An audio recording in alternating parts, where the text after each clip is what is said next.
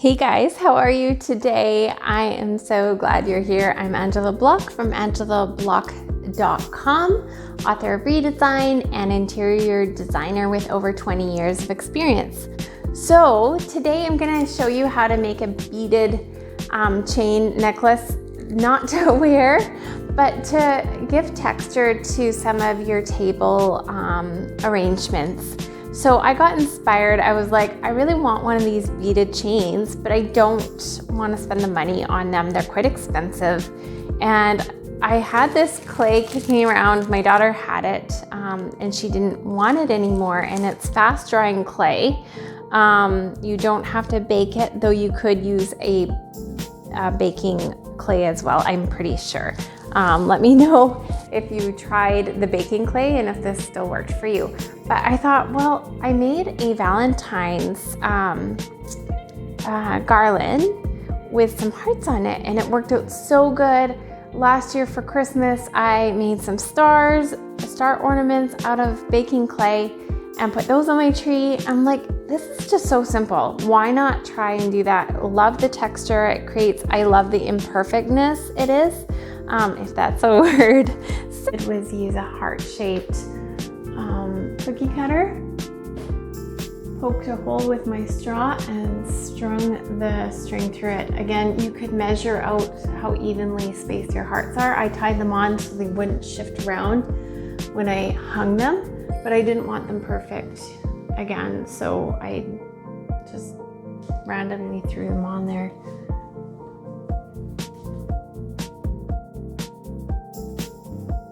So let's get started. It's super simple. So all I have is a straw, some string, scissors, and clay. Again, this is fast drying clay. I'm gonna take a little amount of clay, enough to roll up into a nice ball. You can determine how big or small you want it. Just give it a good roll. Does not have to be perfect unless you're a perfectionist. I am not. I just want the feel of it without the feel of the design of it without having to worry about it being perfect. Plus it. Okay, so there's my little ball. I'm finding out that it's super simple to just roll up a whole bunch of balls at once, and then I'll stick my straw through them after. So it's almost like an assembly line here. So just rolling up a bunch of balls really quickly, doesn't take long. Are you rolling your balls with me? This is actually kind of nice. And guess what? It feels like you're baking without the calories. You can't eat it. It won't taste very good. It does not smell good. But it's the satisfaction of making something and baking it, and you get to keep it. And you didn't need to do a workout to work it off.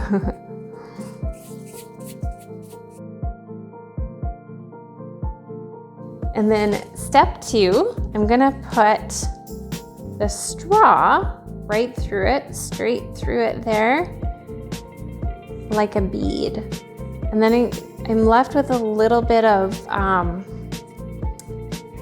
hopefully you can see me there.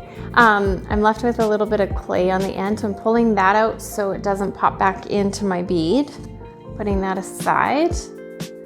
And I'm just gonna shape again. Pull out the straw.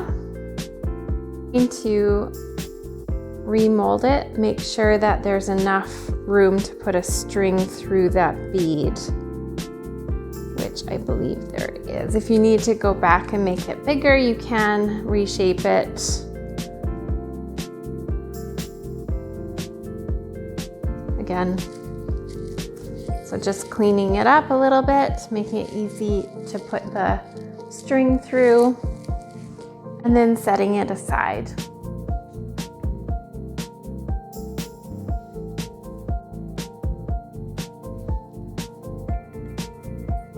So we're gonna do this for as many beads as you want and how big your string you want to create. I have this beautiful string. This is twine I bought from our local, I'll link it below. I'll link all these products below, so grab your products if you need some. But I love this twine. It's actually like, what is it? 100 yards. I think I got it at a local craft store for like, it was under $10, and it's done so many projects for me. I've wrapped wrapping paper, or I've wrapped presents in it for 2 Christmases.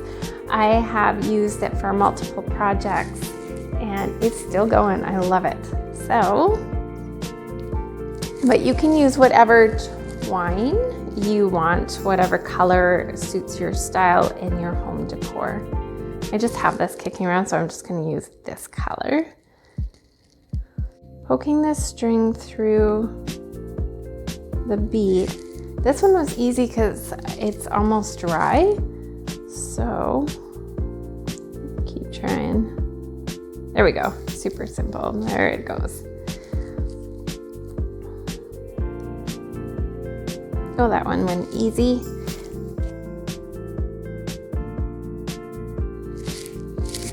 All right, so I have it here. I'll do a close-up for you. I did find that it was harder to thread the beads by when they're still wet. So if you're using the non-bake version of the clay, you can pre-bead it. Obviously, if you're cooking it, you can't.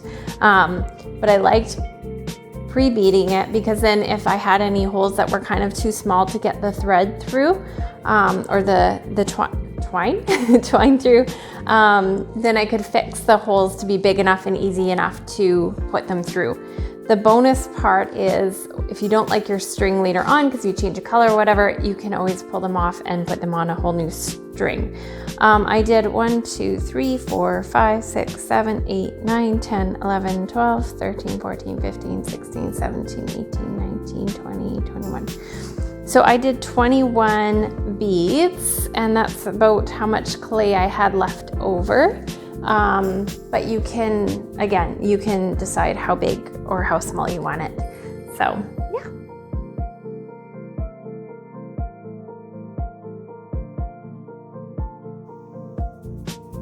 So here is the beads. This is what I wanted it for. You can see they're not perfect. You could paint them if you want.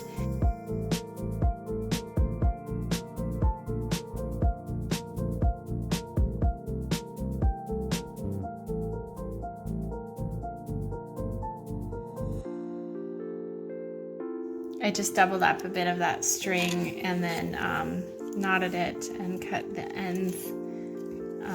So there's a bit of a tassel there, but you can see. And they've still got to dry a little bit more, but let me know how yours goes. Remember to comment, to like, to share.